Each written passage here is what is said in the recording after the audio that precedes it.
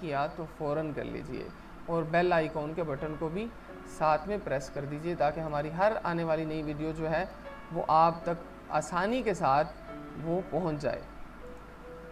इसके बाद हमारा तीसरी और आखिरी जो आज की गुफ्तगू होगी वो है कि अपनी औलाद को मुफलिसी से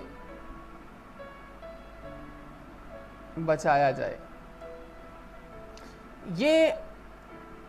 जो जिस मुद्दा पर अभी बात करनी है ये दरअसल हमारी बीए की जो इमरानियात की किताब है उसके एक स्क्रीनशॉट था, उसके ऊपर मैं आपकी तवज्जो दिलाना चाहता हूँ कि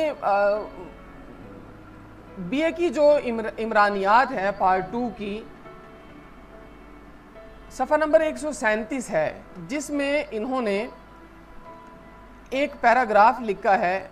और उसका टाइटल है अंधी मजहबी तकलीद। पैराग्राफ नंबर 8 है और इसके अंदर हम जो हमारे पाकिस्तान के अंदर पढ़ाई जा रही है बीए की इमरानियात की किताब, उसमें ये एक इबारत लिखी है, पाकिस्तान में कसरत आबादी की एक बड़ी वजह अंधी मजहबी तकलीद भी है। यहाँ अक्सर मजहबी दलाइल छोटे कुंबे की मुखालफत में होते हैं। मिसाल के तौर पर अगर ये कहा जाता है कि जो बच्चा इस दुनिया में पैदा होता है वो अपनी खुराक अपने साथ लाता है, या ये कि जिसकी रूह ने इस दुनिया में आना होता है वो ज़रूर आती है। इसको इन्होंने टाइटल दिया है अंधी मजहबी तकलीद। अब एक हमारे यहाँ बड़ा हम भी सुनते रहे कि जो बच्चा साथ आता है वो अपनी खुराक साथ लाता है,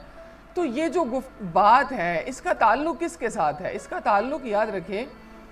जो इसका ताल्लुक़ है वो मेरी या किसी के कौल के साथ इसका ताल्लुक़ नहीं है, बल्कि इस चीज़ का ताल्लुक़ एक अकीदे के साथ है। और अकीदा आप जानते हैं कि हम मुसलमान होने के नाते हमने हर चीज़ को अपने हालात के साथ नहीं बल्कि इस्लामी कानून, ज़ाब्ते और अखलाक के ज़िमन में देखना होता है। अब अल्लाह रब्बुल इज़्ज़त कुरान करीम में जो आयत है, अल्लाह रब्बुल इज़्ज़त इरशाद फरमा रहे हैं, और अपनी औलाद को मुफलिसी के खौफ से कत्ल ना करना, क्योंकि इनको और तुमको हम ही रिस्क देते हैं। कुछ शक नहीं कि इनका मार डालना बहुत बड़ा सख्त गुनाह है। अब ये आए रोज़ हमारे सिलेबस के अंदर ये गलतियाँ, कोताहियाँ ये जानबूझकर की जा रही हैं ताकि हमारी नस्ल नौ के जहन में जो इस्लामी माइंड है उसको आहिस्ता आहिस्ता से ख़त्म कर दिया जाए। तो आप अपने बच्चों का, आपके बच्चे प्राइवेट स्कूल में पढ़ते हैं या सरकारी स्कूल में पढ़ते हैं, मेरी आपसे रिक्वेस्ट और गुजारिश है कि आप अपने बच्चों की जो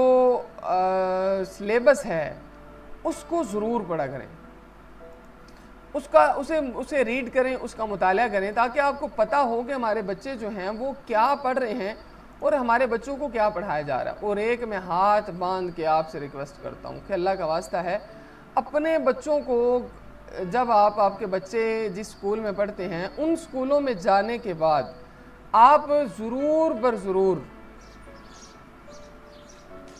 ये पूछा करें कि आपके बच्चे को पढ़ाने वाली जो टीचर्स हैं, स्टाफ है,